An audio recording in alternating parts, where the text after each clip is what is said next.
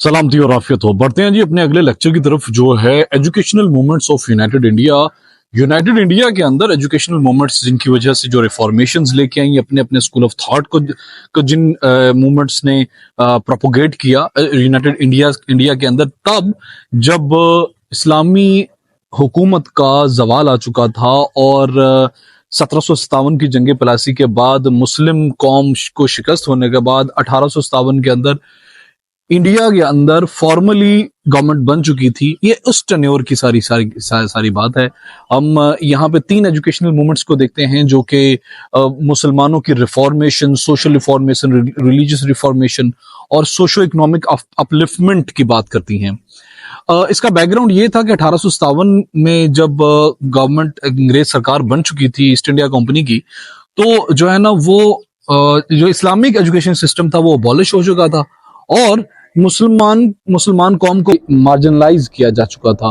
और इसीलिए जो मुसलमान थे, क्योंकि हुकूमत इनसे छीनी थी, इसीलिए ये लोग पीछे रह गए थे as compared to the Hindus, जिन लोगों ने जो है ना वो आगे एजुकेशन में और दूसरी अफेयर्स में आगे आए थे। क्योंकि मुसलमानों से अंग्रेजों ने इक़्तिदार छीना था, इसलिए मुसलमानों के वो कुछ खिलाफ भी थे। हिंदूज ने इसको कुछ ना वो इसको अपॉर्चुनिटी समझ के हिंदूज और दूसरी कम्युनिटीज ने वो आगे बढ़ गए। कुछ एक वजह ये भी थी मुसलमानों की पीछे रहने की, दूसरी वजह ये भी थी कि जब गोरा आया तो उसने अपना एजुकेशन सिस्टम राइज किया यहाँ पे सब कॉन्टिनेंट के अंदर। तो जो मुसलमान थे वो स्केप्टिकल थे, मशकूक थे उस एजुकेशन सिस्टम की वजह से, कि वो कहते थे ये तो हमारा इस्लामी एजुकेशन सिस्टम है ही नहीं। सो वो अपने आप को रिस्ट्रेन रखते थे फ्रॉम दैट एजुकेशन सिस्टम। तो उससे हुआ ये कि वो एजुकेशन में बहुत पीछे रह गए और एजुकेशन में उनको अब ब्रिंग करने के लिए, उनको आगे बढ़ाने के लिए अलीगढ़ मूवमेंट स्टार्ट हुई। इसके रिएक्शन में स्टार्ट हुई देवबंद मूवमेंट और इन दोनों के रिएक्शन में स्टार्ट हुई नदवतुल उलमा मूवमेंट। हम सबको देख लेते हैं। सबसे पहले हम देखते हैं अलीगढ़ मूवमेंट को। ये एक वेस्टर्न जो है ना, इसके ऑब्जेक्टिव्स की बात कर लेंगे। एक वेस्टर्न अलाइनमेंट जो है ना वो की बात करती थी ये मूवमेंट, और वेस्टर्न एजुकेशन सिस्टम को कहती थी कि इसको पढ़ना चाहिए। काफ़ी ज़्यादा इम्पॉर्टेंट ये मूवमेंट है। सवाल अक्सर इस बारे में आ भी जाता है। ये जो मुसलमानों का गैप पड़ गया था ना, क्योंकि इसको स्टार्ट करने वाले थे सर सैयद अहमद खान। सर सैयद ने जो है ना वो खुद एक ब्रिटिश सर्वेंट थे, तो वो ये चाहते थे कि मुसलमानों का और ब्रिटिशर्स का गैप खत्म हो और मुसलमान अलाइन हो जाए, मेन स्ट्रीम हो जाए जो है ना वो पॉलिटिकल प्रोसेस के अंदर और सोशो पॉलिटिकल इकोनॉमिक प्रोसेस के अंदर, और वो उनकी वेलफेयर चाहते थे। क्योंकि इसके अलावा कोई और चारा नहीं था। अगर वो मुसलमान ब्रिटिशर्स के अगेंस्ट जाते तो there would be some chances of clashes होते और फिर वो चीज़ें खराब और साइड पे जाती। सो ही वाज एन इंटेलेक्चुअल। उन्होंने दूर अंदेशी से मुसलमानों को कहा कि भाई तुम्हें अगर इनको हराना है, so you are suppose to learn their literature and learn their everything, science and everything. एक मॉडर्न एजुकेशन सिस्टम था। ये साइंटिफिक अप्रोचेस को प्रमोट करता था और ये एम्पावर करता था हर एक जो बंदा है ना, वो एजुकेशन सिस्टम उसको एम्पावर करने की बात करता था। इसने सोशो इकोनॉमिक प्रॉस्पेरिटी की तरफ लेके जाने की बात की इस एजुकेशन सिस्टम में। इसके इनिशिएटिव ये थे कि इसमें साइंटिफिक सोसाइटी कायम हुई सर सैयद अहमद की पैट्रनेज में, सरप्रस्ती में, जो कि ट्रांसलेशन का काम करती थी। जो बुक्स होती थी या दूसरी चीज़ें होती थी उनकी ट्रांसलेशन, ताकि साइंटिफिक जो डिस्कवरीज होती थी उनकी ट्रांसलेशन उर्दू में। इस साइंटिफिक सोसाइटी में ने उर्दू का काफ़ी जो है ना वो भला किया, क्योंकि जितनी ट्रांसलेशन होती थी सबकी सब उर्दू में होती थी। सो उर्दू को बहुत ज़्यादा जरखेज़ कर दिया। स्कूल्स मुरादाबाद और गाजीपुर में खोले गए। इसका ये भी एक इनिशिएटिव था। मोहम्मदन एंग्लो ओरिएंटल कॉलेज खोला गया अलीगढ़ के अंदर। This was one of the major initiatives of this movement. फिर मोहम्मदन एजुकेशन कॉन्फ्रेंस हुई जो पॉलिटिक्स पे बात करती थी, पॉलिटिकल कॉन्फ्रेंस होती थी, और यही वो कॉन्फ्रेंस थी जिसने फ्यूचर लीडर्स को जो है ना वो जन्म दिया और कंसिक्वेंटली जिना और इस तरह के ब्राइट माइंड जो आगे आ गए। इसके इम्पैक्ट्स ये है कि इसने डीप इम्पैक्ट्स किए थे सोशल, पॉलिटिकल, इकोनॉमिक्स अफेयर के अंदर। मुसलमानों के एजुकेशनल रेवोल्यूशन आया था। लिटरेसी रेट बहुत तेज़ी से अप हुआ आफ्टर दिस मूवमेंट। मुसलमानों का लिटरेसी रेट बहुत तेज़ी से ऊपर गया। Development of Urdu scientific society की वजह से उर्दू जो प्रमोट हुई, उर्दू में बहुत ज़्यादा और लैंग्वेजेस से इसमें ट्रांसलेशन हुई। सो इसने उर्दू को भी डेवलप किया। पॉलिटिकल ट्रेनिंग भी हुई मुस्लिम लीडर्स की, मुस्लिम लोगों की, आम जो बंदा है उसकी भी पॉलिटिकल ट्रेनिंग हुई कि किस तरह से आपने अलाइन करना है अपने आप को मेन स्ट्रीम के अंदर। फिर जी पेज टू लॉन्च यूथ, ये भी एक मुस्लिम अलीगढ़ मूवमेंट का, कि जो यूथ है वो सोशल पॉलिटिकल इकोनॉमिक स्फेयर में कैसे लॉन्च होगी और किस तरह से उसको जो है ना उन लोगों ने टैकल करना है। इसके रिस्पांस में आई एक मूवमेंट जिसको देवबंद मूवमेंट कहते हैं, जो मौलाना कासिम ननूतवी और दूसरे लोगों ने की। इन लोगों ने क्या किया कि इन लोगों ने रेजिस्टेंस की अलीगढ़ मूवमेंट की, कि जो अलीगढ़ मूवमेंट है ना, क्योंकि वो पैटर्नाइज कर रही है, वो जो है ना प्रोपोगेट कर रही है वेस्टर्नाइज एजुकेशन और सिस्टम और कल्चर को, तो इसको ऐसे नहीं होना चाहिए, लोगों को स्ट्रिक्ट रहना चाहिए to the religion, to the Islam. तो it was the against of Aligarh movement. हम नदवा को बाद में करेंगे क्योंकि ये मिड में फॉल कर रही है। तो इसके जो है ना इन लोगों ने क्या किया कि ये प्रिजर्वेंस ऑफ ट्रेडिशनल इस्लामिक एजुकेशन, वो कहते थे भाई हमने कोई साइंटिफिक नॉलेज नहीं सीखना, हमने क्या करना है कि हम लोगों ने जो ट्रेडिशंस हैं हम उनको नहीं छोड़ने वाले, हम कोई इनोवेशन नहीं लेके आने वाले, और जो रिलीजियस साइंस है ना इसमें हम लोगों ने कुछ इनोवेशन नहीं देखना, we are happy with whatever we have. इसके एम्स और ऑब्जेक्टिव जो है ना वो ये था कि रिवाइवल ऑफ रिलीजियस स्पिरिट, कि जो रिलीजियस हमारी रूह मुसलमानों की उस टाइम में उनको लगता था जो नहीं रही, उसको रिवाइवल चाहते थे, और ये प्रिजर्वेशन चाहते थे और प्रोपोगेशन चाहते थे ऑफ रिलीजियस साइंस। ये चाहते थे कि हमने उनको नहीं पढ़ना, हमने अपनी जो है ना वो साइंस, रिलीजियस मजहबी साइंस है, हमने उसको ना सिर्फ प्रोपोगेट करना बल्कि उसको उसकी हिफाजत भी करनी है। इसने training on effective body of उलमा, इसका एक ऑब्जेक्टिव ये भी था कि हमने उलमा की एक पूरी बॉडी बनानी है, एक आर्मी फौज बनानी उलमा की, जो क्या करेगी, वो इस्लामिक वैल्यूज़ को, एजुकेशन को, और जो है ना वो प्रोपोगेट करेगी। और जो क्रिश्चियन मिशनरीज हैं उस टाइम, क्योंकि ईस्ट इंडिया कंपनी के आने के बाद जब 1857 में जब गवर्नमेंट बन गई थी, तो जो है ना ईसाई मिशनरीज, ईसाई जो थे ना पादरी आते थे, वो लोगों को मुसलमान करते थे। इनका एम ये था देवबंद मूवमेंट का, कि उन लोगों को डिफेंड करने के लिए वो are suppose to make an army of ulmas who would defend intellectually that prevalence of Christianity into the subcontinent. इसकी अचीवमेंट्स की बात कर लें तो ये इसने, इसकी सबसे बड़ी अचीवमेंट ये थी, इसने बैलेंस क्रिएट कर दिया था।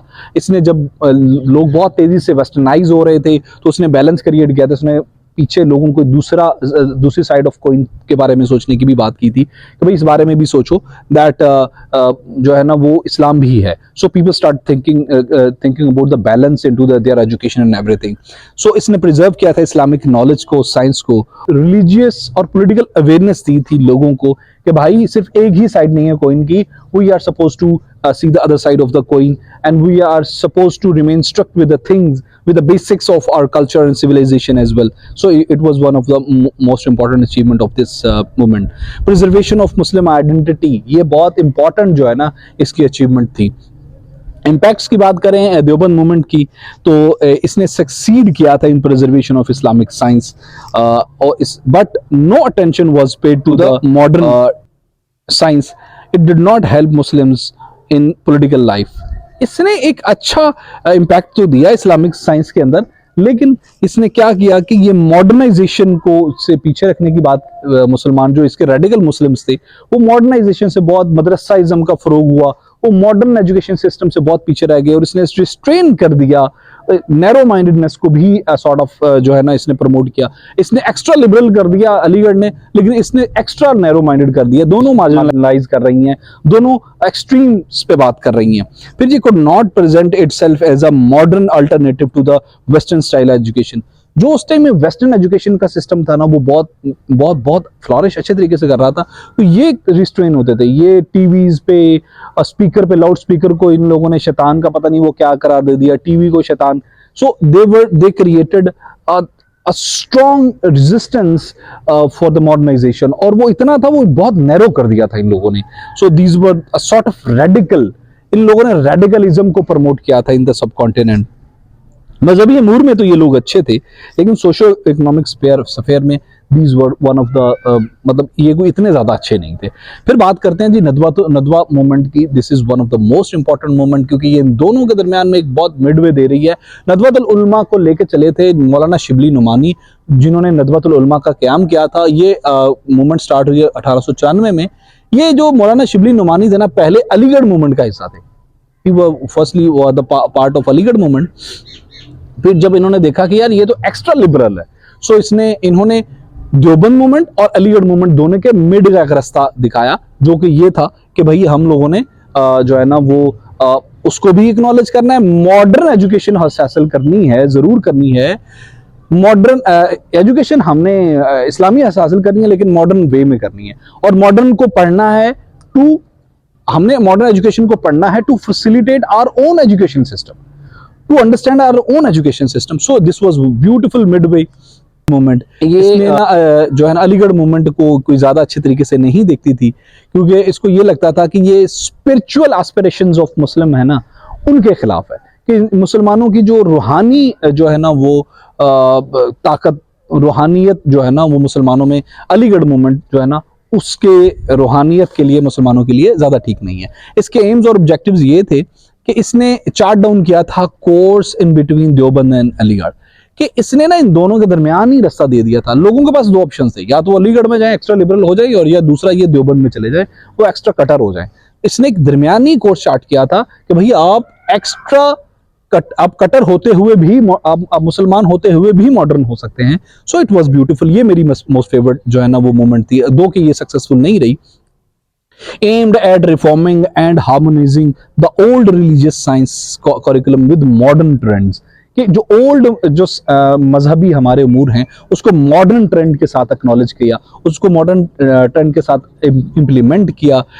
जो है ना इसने एक इसकी भी सर्विसेज थी, इसने पॉलिटिकल इनकी होती थी, सेटिंग्स होती थी। उसके बाद नदवा एक इनका था, जर्नल था, मैगजीन था, उसने भी काफ़ी ज़्यादा बहुत बहुत बहुत अच्छे तरीके से इस्लाम को भी सर्व किया, और मॉडर्न इस्लाम को ये लोग कर रहे थे। ये तो मॉडर्नाइजेशन को कर रहे थे, ये इस्लाम को कर रहे थे, ये दरमियान वाले मॉडर्न इस्लाम को प्रमोट कर रहे थे। That's why my most favourite movement. इसने क्या किया था, इसके इम्पैक्ट देख लेते हैं। Give Muslims an opportunity to get acquainted with the modern science के साथ आशनाई इनकी हो सके, और education with using their Muslimhood and identity, कि आप अपनी ही एजुकेशन के तरीकों से अपनी ही एजुकेशन सीखें, इंग्लिश तरीकों से, मॉडर्न तरीकों से, और आपका मुस्लिमहुड और मुस्लिम आइडेंटिटी भी खराब ना हो। So this gave the middle way.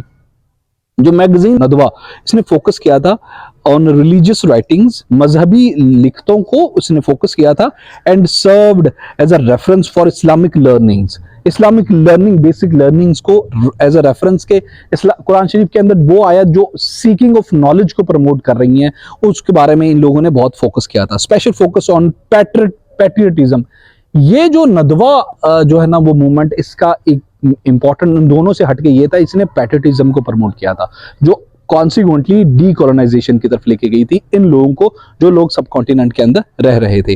Conclusion की बात करें तो ये तमाम जो मूवमेंट्स थी, तीनों की तीनों रिफॉर्मेशंस थी और अपब्रिंगिंग ऑफ द सोसाइटी की थी, मगर अलीगढ़ जो है ना वो इन सब में कामयाब हुई, और आखिर में वो पाकिस्तान मूवमेंट और consequently the creation of Pakistan की वजह बनी। ये तमाम जो थी ना मूवमेंट्स, वो एक खास स्कूल ऑफ थॉट को प्रोपोगेट कर रही थी। हम भी एक स्कूल ऑफ थॉट को प्रोपोगेट कर रहे हैं जी, उसका नाम है अलकरम स्कूल ऑफ थॉट।